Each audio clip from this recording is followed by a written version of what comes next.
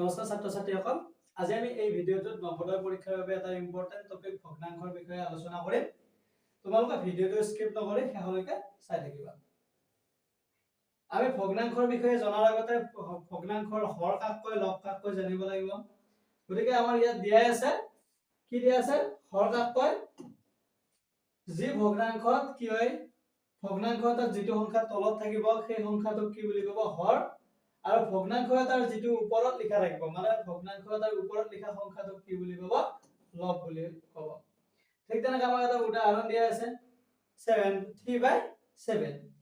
ইয়াত কি হয়? 3 টো ক'ত আছে? ওপৰত আছে, আৰু 7 টো ক'ত আছে? তলত আছে। গতিকে ওপৰত যিটো থাকে ইয়াক কি বুলি কয়? লব বুলি কয়, আৰু তলত যিটো থাকে তাক কি বুলি কয়? হৰ বুলি কয়। এতিয়া আমাক দিয়া থকা ভগ্নাংশটোত কি দিয়া আছে? 3/7 দিয়া আছে। ইয়াৰ ওপৰত 3 আছে, গতিকে 3 টো কি হ'ব? লব, আৰু 7 টো তলত আছে, গতিকে ই কি হ'ব? 7 টো কি হ'ব? হৰ। এতিয়া আমি হৰ আৰু লবৰ বিষয়ে জনাৰ পিছত ভগ্নাংশৰ কিছুমান ভাগ থাকে, সেই ভাগবিলাক পঢ়িম এতিয়া। সেই ভাগবিলাকৰ প্ৰথমটো হৈছে প্ৰকৃত ভগ্নাংশ, আৰু তাৰ পিছত হৈছে অপ্ৰকৃত ভগ্নাংশ, আৰু এটা কি আছে? মিশ্ৰ ভগ্নাংশ। প্ৰকৃত ভগ্নাংশ কাক কয়? যি ভগ্নাংশত লব হৰতকৈ সৰু হয় তাক কি বুলি কয়? প্ৰকৃত ভগ্নাংশ বুলি কয়। আমাক ইয়াত উদাহৰণ দিয়া আছে কি 3/5 আৰু 7/9 হৈছে প্ৰকৃত ভগ্নাংশ। ইয়াক কিহৰ কাৰণে প্ৰকৃত ভগ্নাংশ বুলি কৈছে তোমালোকে বুজি পাইছা না? ইয়াত 3/5 টো কি হয়? 3 টো কি হয়? লব, আৰু 5 টো কি হয়? হৰ। গতিকে হৰটো কি হয়? লবতকৈ কি হৈছে? ডাঙৰ হৈছে, অৰ্থাৎ হৰতকৈ লবটো কি হৈছে? সৰু হৈছে। যেতিয়া হৰতকৈ লবটো সৰু হ'ব তেতিয়া তাক কি বুলি কয়? প্ৰকৃত ভগ্নাংশ বুলি কয়। ঠিক তেনেকৈ 7/9 টো কি হৈছে? হৰটো ডাঙৰ হৈছে লবতকৈ, অৰ্থাৎ কি হয়? হৰতকৈ লবটো সৰু হয়, গতিকে ই কি হ'ব? প্ৰকৃত ভগ্নাংশ হ'ব। এতিয়া চোৱা অপ্ৰকৃত ভগ্নাংশ। অপ্ৰকৃত ভগ্নাংশ কাক কয়? যি ভগ্নাংশত লব হৰৰ সমান বা ডাঙৰ হয় তাক কি বুলি কোৱা হয়? অপ্ৰকৃত ভগ্নাংশ বুলি কোৱা হয়। অৰ্থাৎ এটা যদি আমাক ভগ্নাংশ দিয়া থাকে, তাত যদি লবতকৈ হৰটো সৰু হৈ যায়, বা হৰতকৈ যদি লবটো ডাঙৰ হৈ যায়, তেতিয়া কি হয়? ইয়াক অপ্ৰকৃত ভগ্নাংশ বুলি কোৱা হয়। ইয়াত চোৱা এটা উদাহৰণ দিয়া আছে 11/9, আৰু এটা দিয়া আছে 9/4। ইয়াত চোৱা তুমি দুইটা ভগ্নাংশতে কি হৈছে? হৰবিলাক সৰু হৈছে লবতকৈ, গতিকে ইয়াক কি বুলি ক'ব? অপ্ৰকৃত ভগ্নাংশ বুলি ক'ব।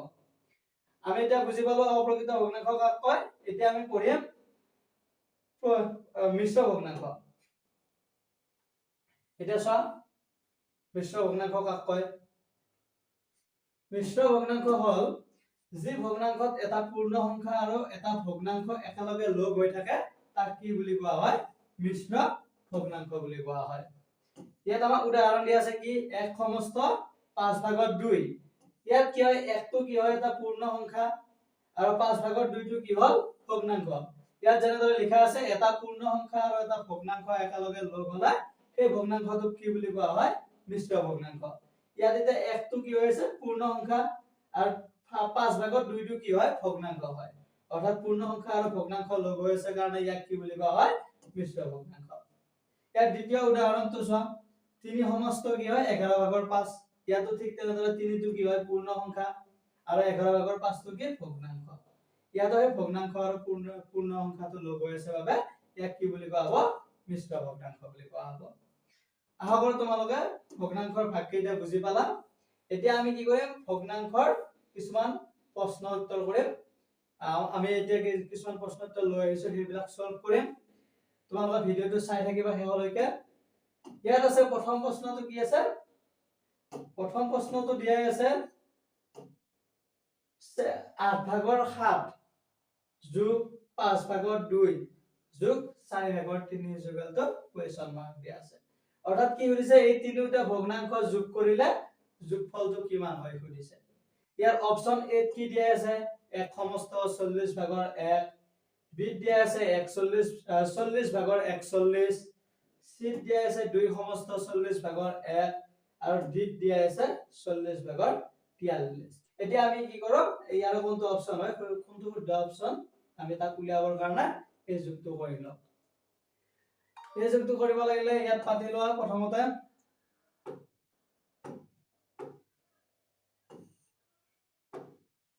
কি আছে 8 ভাগৰ 7 যোগ 5 ভাগৰ 2 যোগ 4 ভাগৰ 3 যেতিয়া ভগ্নাংশৰ যোগ কৰিবা তেতিয়া তোমালোকে জানিবা যে তাৰ যিকিটা হৰ থাকে সেই হৰ কেইটাৰ কি উলিয়াই ল'ব লাগে লসাগু উলিয়াই ল'ব লাগে ইয়াত কি হৰ আছে ইয়াত হৰ আছে 8 5 4 আমি এতিয়া 8 5 আৰু 4 ৰ কি জানিব লাগিব লসাগু জানিব লাগিব যেতিয়া আমি 8 5 আৰু 4 ৰ লসাগু জানিম তেতিয়া আমি এই ভগ্নাংশ কেইটাৰ যোগফলটো কৰিব পাৰিম 8 5 আৰু 4 ৰ লসাগু কি হ'ব ইয়াত উলিয়াই লোৱা তোমালোকে সাইডত মই উলিয়াই দিছো চাই লোৱা 8 আৰু 4 ৰ লসাগু উলিয়াব লাগিলে ইয়াত কিহেৰে হৰণ যাব ইয়াত 4 ৰে হৰণ যাব 8ক 4 ৰে কিমান বাৰ যাব দুবাৰ 5ক নাযায় 4 কেইবাৰ যাব এবাৰ ইয়াৰ লসাগু কিমান হ'ব ইয়াৰ তোমালোকে পূৰণ কৰি চোৱা এই কেইটা সংখ্যা পূৰণ কৰি দিলে আমি লসাগুটো জানিম 4 2 5 1 4 গুণ 8 8 5 গুণ কিমান হ'ব 40 হ'ব এটো হ'ব 8 5 আৰু 4 ৰ লসাগু কিমান হ'ব 40 গতিকে আমি যেটো লসাগু পাও সেই লসাগুটো কি হ'ব আমি হৰৰ ঠাইত পাতিম হল এহেনলৈকে বুজি পাইছা এতিয়া কি কৰিব লাগিব আমাৰ যেটো প্ৰথম ভগ্নাংশ থাকিল সেই ভগ্নাংশটোৰ হৰেৰে এই লসাগুটোক হৰণ কৰিব লাগিব আৰু হৰণ কৰাৰ পিছত যেটো উত্তৰ পাবা সেই উত্তৰটো প্ৰথম ভগ্নাংশটোৰ কি কৰিব লাগিব লবৰ লগত পূৰণ কৰি দিব লাগিব এতিয়া চোৱা 8 ৰে 40ক হৰণ কৰিলে কিমান বাৰ যাব 5 বাৰ যাব আৰু 5 আৰু তাৰ লব কিমান আছিল 7 7 আৰু 5 পূৰণ কৰিলে কিমান হ'ব 35 হ'ব হয় না এটা ঠিক তেনেকৈ 2 নম্বৰ ভগ্নাংশটোতো হে একেই কাম কৰিব লাগিব 2 নম্বৰ ভগ্নাংশটোত কি আছে হৰ কি আছে 5 আছে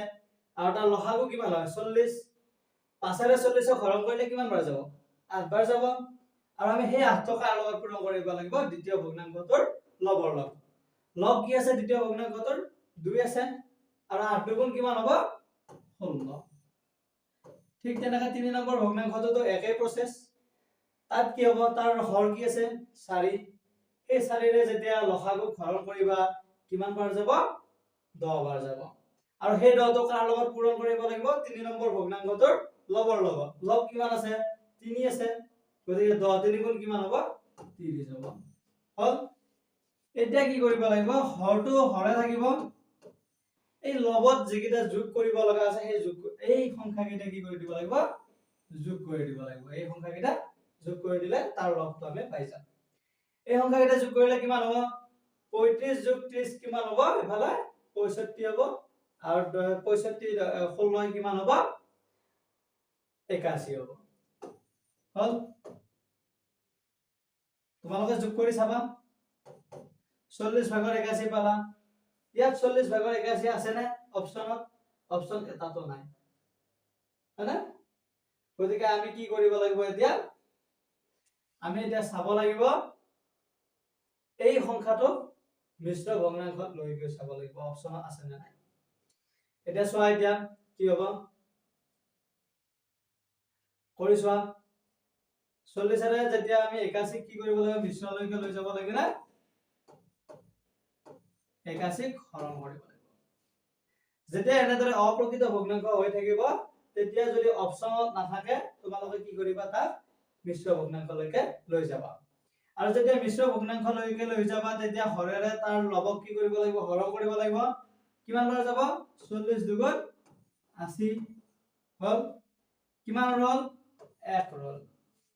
যেটো যিমান বাৰ যায় মানে তাৰ যেটো ভাগফল হয় সেই ভাগফলটো পূৰ্ণ সংখ্যা হিচাপে লিখিবা আৰু তাৰ যেটো ভাগশেষ হয় সেইটো ভগ্নাংশ হিচাপত লিখিবা কি হ'ব 40 ভাগৰ 1 হ'ব এটো কোনটো অপচনত আছে চোৱা 2 সমস্ত 40 ভাগৰ 1 কোনটো অপচনত আছে সি আছে গতিকে ইয়াৰ শুদ্ধ উত্তৰ কোনটো হ'ব সি হ'ব ইয়াৰ শুদ্ধ উত্তৰ আশা কৰো তোমালোকে বুজি পালা এতিয়া আমি 2 নম্বৰ প্ৰশ্নটো কৰিম 2 নম্বৰ প্ৰশ্নটো হ'ল তোমালোকৰ স্ক্ৰিনত ওলাই আছে 2 নম্বৰ প্ৰশ্নটো চোৱা কি বুলি আছে 11 ভাগৰ 7 যোগ 33 ভাগৰ 22 ইকুৱেল টু প্ৰশ্নবোধক চিন দিয়া আছে এটুটো কি বুজাই আছে এই সংখ্যা দুটাৰ কি বিচাৰিছে এই সংখ্যা দুটাৰ যোগফল উলিয়াব দিছে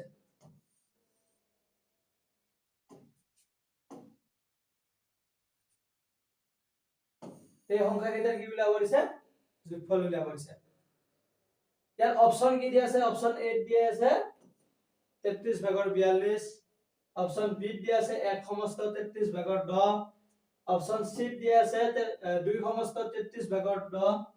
আৰু অপচন ডি দিয়া আছে 33 ভাগৰ 45 এতিয়া সুধিছে যে তাৰ যোগফলটো এই চাৰিটা অপচনৰ ভিতৰত কোনটো হয় তোমালোকে প্ৰথম প্ৰশ্নটো যদি বুজি পাইছিলা এটো তোমালোকে কৰা কৰি ফেলে এনসাৰটো কি কৰা আমাৰ কমেন্ট সেকশনত গৈ কমেন্ট কৰা মই এতিয়া এই প্ৰশ্নটোৰ উত্তৰ কৈ দিম তোমালোকে চাই লোৱা ভালদৰে চাবা বুজি নাপালে তোমালোকে কি কৰিবা কমেন্ট সেকশনত গৈ কমেন্ট কৰি জনাবা এতিয়া চোৱা কি কৰিব লাগিব যোগ কৰিব লাগিলে দুইটা ভগ্নাংশ আমি প্ৰথমতে কি কৰিম ইয়াতে লিখি লম কি আছে প্ৰথম ভগ্নাংশটো আছে 11 ভাগৰ 7 যোগ 33 ভাগৰ 22 এতিয়া প্ৰথম কাম কি কৰিব লাগে দুটা ভগ্নাংশ যেতিয়া যোগ কৰিব লাগে কি কৰিব লাগে বুলি কৈছিল ভগ্নাংশ দুটাৰ হৰ দুটাৰ কি উলিয়াব লাগে লসাগু উলিয়াব লাগে ইয়াতে হৰ দুটা কি কি আছে ইয়াতে হৰ আছে 11 আৰু ইয়াতে হৰ কি আছে ইয়াতে হৰ আছে 11 আৰু 33 হল এতিয়া চোৱা 11 আৰু 33 লসাগু কিমান হ'ব তোমালোকে উলিয়া লসাগুটো লসাগু ইয়াৰ কিমান হ'ব ইয়াক কিয়াৰে হৰণ যাব 11 ৰে হৰণ যাব 11 ৰে 11 কিমান বাৰ যাব এবাৰ আৰু 33 কিমান বাৰ যাব তিনিবাৰ গতিকে 11 আৰু 33 লসাগু কি হ'ব লসাগু কিমান হ'ব 11 into 1 into 3 কিমান হ'ব 33 হ'ব ইয়াৰ লসাগু 11 আৰু 33 ৰ লসাগু কিমান হ'ব 33 আৰু সেই লসাগুটো কি কৰিব লাগে ইয়াৰ হৰ হিচাপত লিখি দিব লাগে হল আমি হৰ হিচাপত লিখিলো তাৰ পিছত দ্বিতীয় কামটো কি হয় প্ৰথম ভগ্নাংশটোৰ যেটো হৰ থাকে সেই হৰটোৰে কি কৰিব লাগে লসাগু হৰণ কৰি দিব লাগে আৰু হৰণ কৰাৰ পিছত কি হয় যেটো আমি হৰণফল পাম সেই হৰণফলটো কি কৰিব লাগে আমাৰ যেটো লব থাকে তাৰ লগত পূৰণ কৰি দিব লাগে 11 ৰে 33 হৰণ কৰিলে কিমান বাৰ যাব তিনিবাৰ যাব আৰু সেই তিনিটো তাৰ লবৰ লগত যেতিয়া পূৰণ কৰিম ইয়াৰ লব কিমান আছে 7 আছে 7 3 গুণ কিমান হ'ব 21 হ'ব যোগচিন থাকিলে যোগচিন তাৰপিছত দ্বিতীয়তে কি কৰিব লাগিলে আমাৰ দ্বিতীয় ভগ্নাংশ যেটো আছে তাৰ যেটো হৰ থাকিল সেই হৰটোৰে তাৰ লসাগু কি কৰিব লাগিব আমি হৰণ কৰিব লাগিব লসাগু কিমান আছিল 33 আৰু ইয়াৰ হৰ কিমান 33 33 ৰে 33 হৰণ কৰিলে কিমান বাৰ যাব এবাৰ যাব আৰু সেই যেটো পূৰণফল আমি কি বুলি কয় হৰণ কৰি যেটো আমি উত্তৰ পালো সেই উত্তৰটো কি কৰিব লাগিব তাৰ লবৰ লগত পূৰণ কৰিব লাগিব 33 ৰে 33 হৰণ কৰিলে কিমান বাৰ যায় এবাৰ যায় আৰু একৰ লগত কি কৰিব লাগিব আমাৰ তাৰ লব কিমান আছে 22 আছে আৰু 22 আৰু 1 আমি কি কৰি দিব লাগিব পূৰণ কৰি দিব লাগিব 22 পূৰণ 1 কিমান হ'ব 22 হল এটা কিমান হ'ব 21 যোগ 22 কিমান হ'ব 43 হয় না এটো অপচনত আছে না চোৱা অপচনত এটা অপচনতো এটো উত্তৰ নাই গতিকে আমি কি কৰিব লাগিব ইয়া মিশ্ৰ ভগ্নাংশলৈকে লৈ যাব লাগিব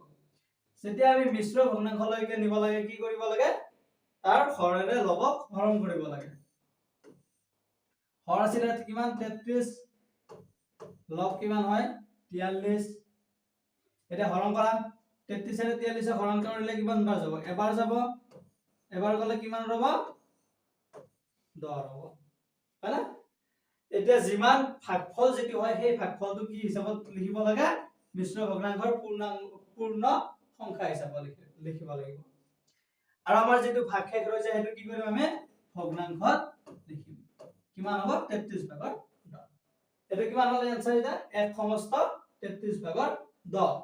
এই অপচনটো ক'ত আছে চোৱা এই অপচনটো আছে অপচন বি গতিকে 2 নম্বৰ প্ৰশ্নটোৰ উত্তৰ হ'ব কি অপচন বি টো হ'ব শুদ্ধ উত্তৰ হয়না তোমালোকৰ যদি ভিডিওটো চাই ভাল লাগিছে তেতিয়া আমাক কমেন্ট সেকশনত গৈ কমেন্ট কৰিবা এতিয়া আমি আহিম 3 নম্বৰ প্ৰশ্নটো 3 নম্বৰ প্ৰশ্নটো চোৱা স্ক্ৰিনত ওলাই আছে চাই লোৱা 3 নম্বৰ প্ৰশ্নটো কি আছে 3 সমস্ত 8 ভাগৰ 5 যোগ 2 সমস্ত 12 ভাগৰ 7 যোগ 24 ভাগৰ 11 তোমালোকৰ ডাইৰেক্টলি প্ৰকৃত ভগ্নাংশ বা অপ্ৰকৃত ভগ্নাংশতে যোগ কৰা নাহিব পাৰে কেতিয়াবা কি হয় এনেদৰে মিশ্ৰ ভগ্নাংশ দুটা দি দিব তাৰ লগত অপ্ৰকৃত ভগ্নাংশ দিব বা প্ৰকৃত ভগ্নাংশ দিব এনেদৰে সিহঁতক কি কৰিব দিব যোগফল উলিয়াব দিব পাৰে কেতিয়াবা অপ্ৰকৃত ভগ্নাংশ হিচাপতো দিয়া তেনেকৈতো দিয়া থাকিলে ভালে হয় যেতিয়া মিশ্ৰ ভগ্নাংশ দিয়া থাকে তেতিয়া তোমালোকে কি কৰিব লাগিব মিশ্ৰ ভগ্নাংশৰ পৰা কি অপ্ৰকৃত ভগ্নাংশলৈকে লৈ যাব লাগিব অপ্ৰকৃত ভগ্নাংশলৈকে লৈ যোৱাৰ পিছতে তাৰ কি কৰিব পাৰিবা যোগফলটো উলিয়াব পাৰিবা এনেদৰে মিশ্ৰ ভগ্নাংশ হৈ থাকিলে তোমালোকৰ যোগফলটো উলিওৱা সহজ নহব গতিকে কি কৰিব লাগিব এই মিশ্ৰ ভগ্নাংশটো অপ্ৰকৃত ভগ্নাংশলৈকে লৈ যাব লাগিব এতিয়া তোমালোকে সব প্ৰথমটো কি দিয়া আছে অপচন 6 সমস্ত 3 ভাগৰ 2 অপচন বি দিয়া আছে 6 সমস্ত 6 ভাগৰ 5 সি দিয়া আছে 5 সমস্ত 24 ভাগৰ 23 আৰু ডি দিয়া আছে 6 সমস্ত 2 ভাগৰ 1 এতিয়া আমি কি কৰিম যোগফলটো কৰিম যোগফল কৰাৰ আগতে কি যোগফলটো উলিওৱাৰ আগতে কি কৰিব লাগিব আমি এই যেটো মিশ্ৰ ভগ্নাংশ আছে সেই মিশ্ৰ ভগ্নাংশটো অপ্ৰকৃত ভগ্নাংশলৈকে লৈ যাব লাগিব চোৱা প্ৰথমটো কি দিয়া আছে 3 সমস্ত প্ৰথমটো দিয়া আছে 3 সমস্ত 8 ভাগৰ 5 যোগ 2 সমস্ত 12 ভাগৰ 7 যোগ 24 ভাগৰ 11 ইয়াত আমি দুটা কি আছে আমাৰ মিশ্ৰ ভগ্নাংশ আছে দুইটাকে কি কৰিব লাগিব অপ্ৰকৃত ভগ্নাংশলৈকে লৈ যাব লাগিব যেতিয়া এনেকুৱা ধৰণৰ মিশ্ৰ ভগ্নাংশ থাকে তাক অপ্ৰকৃত ভগ্নাংশলৈকে লৈ যাওঁতে তাৰ যেটো ভগ্নাংশৰ যেটো হৰ থাকে সেইটোৱে তাৰ কি হৈ থাকে হৰ হৈ থাকে হল লবটো কি হৈ যাব তাৰ যেটো পূৰ্ণ সংখ্যা থাকে সেই পূৰ্ণ সংখ্যাটো তাৰ হৰৰ লগত পূৰণ হ'ব আৰু হৰৰ লগত পূৰণ হোৱাৰ পিছত যেটো আমি পূৰণ ফল পাম সেই পূৰণ ফলটো তাৰ লবৰ লগত কি হৈ যাব যোগ হৈ যাব হল ইয়াত কি হ'ব প্ৰথমটো ইয়াৰ পূৰ্ণ সংখ্যাটো আৰু ইয়াৰ হৰটো মাল্টিপ্লাই কৰা কিমান হল 8 3 গুণ 24 আৰু তাৰ লব কিমান আছে 5 এই যেটো পূৰণ ফল পাৰো সেই পূৰণ ফলটো লবটোৰ লগত কি কৰিব লাগিব আমি যোগ কৰি দিব লাগিব এতিয়া সো 8 3 গুণ 24 24 যোগ 5 কিমান হ'ব 29 হয়না ঠিক তেনেকা 2 নম্বৰ মিশ্ৰ ভগ্নাংশটো অপ্ৰকৃত ভগ্নাংশলৈকে লৈ যোৱা তোমালোকে চেষ্টা কৰাচোন নিজে নিজে ইয়াৰো কি হয় হৰটো কি হৈ আছে হৰটো আছে 12 এতিয়া আমি কি কৰিব লাগিব তাৰ পূৰ্ণ সংখ্যাটো আৰু হৰটো কি কৰিব লাগিব পূৰণ কৰিব লাগিব আৰু পূৰণ ফলটো কি কৰিম আমি তাৰ লব 7 ৰ লগত যোগ কৰি দিম 2 আৰু 12 পূৰণ কৰিলে কিমান হয় 24 24 যোগ 7 কিমান হ'ব 24 যোগ 7 31 হল চোৱা এবাৰ তৃতীয় ভগ্নাংশটো কি হৈ আছে হেতু প্ৰকৃত ভগ্নাংশ হৈ আছে এনেদৰে থাকিলে তোমালোকে একবাৰে সলনি কৰিব নালাগে কেৱল মিশ্ৰ ভগ্নাংশ হৈ থাকিলে তাক অপ্ৰকৃত ভগ্নাংশলৈকে লৈ যাবা এতিয়া চোৱা গোটেইকেইটা ভগ্নাংশতে আছে হল এতিয়া কি কৰিব লাগিব আমি তিনিটা ভগ্নাংশৰে হৰ কেইটাৰ কি উলিয়াব লাগিব লসাগু উলিয়াব লাগিব ইয়াৰে হৰ কেইটা কি কি আছে প্ৰথমটোত আছে 8 দ্বিতীয়টোত আছে 12 আৰু তৃতীয়টোত আছে কিমান 24 চোৱা এতিয়া আমি 8 12 আৰু 24 ৰ কি জানিব লাগিব লসাগু জানিব লাগিব লসাগু কিমান হ'ব ইয়াৰ 8 12 24 ৰ উলিওৱা তোমালোকে নিজে নিজে এক কি হ'ব 4 ৰে হৰণ যাব 4 ৰে 8 কিমান বাৰ যাব দুবাৰ যাব 12 তিনিবাৰ যাব আৰু 24 ৰ কিমান বাৰ যাব 24 ক যাব 6 বাৰ 24 ক 6 বাৰ যাব হল এতিয়া চোৱা আৰু কি হেৰে হৰণ যায় এতিয়া আমি 3 ৰে হৰণ কৰিব পাৰিম 3 ৰে 2 হৰণ নাযায় 3 ৰে 3 কিমান বাৰ যাব এবাৰ 6 কিমান বাৰ যাব দুবাৰ ইয়াক ইয়াৰে হৰণ কৰিব পাৰিম 2 ৰে 2 এবাৰ যাব একক নাযায় 2 কিমান বাৰ যাব এবাৰ যাব হল চা এটা কি কৰিব লাগিব আমি এই সংখ্যা কেইটা পূৰণ কৰি দিম হল এই সংখ্যা কেইটা যেতিয়া আমি পূৰণ কৰিম তাৰ যেটো পূৰণ ফল হ'ব এই সংখ্যা তিনিটাৰ 8 12 আৰু 24 ৰ কি পাম আমি লসাগুটো পাই যাম কিমান হ'ব লসাগু চোৱা লসাগু কিমান হ'ব 4 পূৰণ 3 পূৰণ 2 কিমান হ'ব 4 3 গুণ 12 12 গুণ কিমান 24 ইয়াৰ 24 হ'ব কি লসাগু চোৱা এটা 8 12 আৰু 24 আমি লসাগু কিমান পালো 24 এটো কি হ'ব এতিয়া ইয়াৰ হৰ হিচাপত লিখিম হল হে আগৰ দৰে একে প্ৰথম ভগ্নাংশটোৰ কি কৰিব লাগিব হৰেৰে তাৰ লসাগুটো কি কৰিব লাগে হৰণ কৰিব লাগে আৰু আমি হৰণ কৰি যেটো উত্তৰ পাম সেই উত্তৰটো কি কৰিম আমি তাৰ লবৰ লগত পূৰণ কৰিম চোৱা 8 ৰে 24 কিমান বাৰ যাব 3 বাৰ যাব 3 ৰে 29 পূৰণ কৰিলে কিমান বাৰ যাব এটা চোৱা আমি কি পালো 8 12 আৰু 24 ৰ লসাগু পালো 24 এটা 24 টো কি হ'ব ইয়াৰ হৰ হিচাপত লিখা যাব হে আগৰ দৰে কি হ'ব প্ৰথম ভগ্নাংশটোৰ হৰেৰে কি কৰিব লাগিব আমি লসাগু হৰণ কৰিব লাগিব ইয়াৰ হৰ আছে কিমান 8 আৰু লসাগু কিমান হ'ল 24 24 ক 8 ৰে হৰণ কৰিলে কিমান বাৰ যায় 3 বাৰ যায়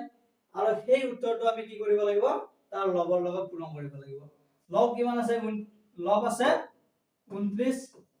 আৰু কিমান আমাৰ হৰণ কৰোতে উত্তৰ কিমান পাইছিলো 3 অৰ্থাৎ 29 ৰে আমি 3 কি কৰিব লাগিব পূৰণ কৰিব লাগিব তোমালোকে পূৰণটো কৰি চোৱা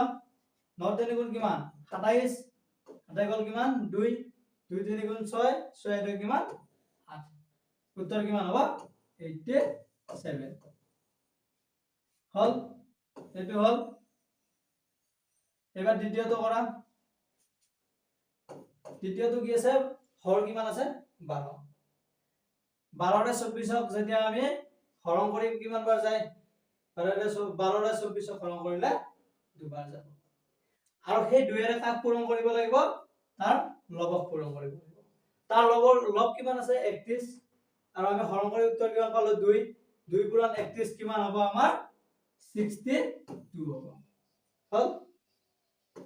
এবাৰ ঠিক তেনেকৈ সেকেন্ড টু থাৰ্ড টু আছে এবাৰ থাৰ্ড টুৰ হৰ কি আছে 24 24 ৰে 24 ক হৰণ কৰিলে কিমান পাম আমি 1 পাম আৰু সেই 1 টো কি কৰিব লাগিব তাৰ লব 11 লগত পূৰণ কৰিব লাগিব 1 পূৰণ 11 কিমান হ'ব 11 হল এতিয়া আমি কি কৰিব লাগিলে এতিয়া আমি ওপৰত থকা সংখ্যা কেইটা যোগ কৰি দিব লাগিব চোৱা ওপৰত থকা সংখ্যা কেইটা যোগ কৰিলে কিমান হয় 87 plus 62 plus 11 যোগ কৰা কিমান হ'ব এনেদৰে যোগ কৰি লোৱা তোমালোকে 87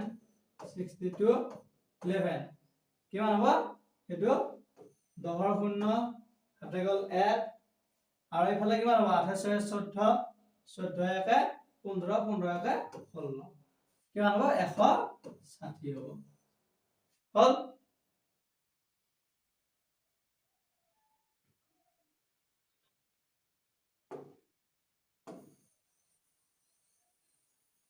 একশো 60 হল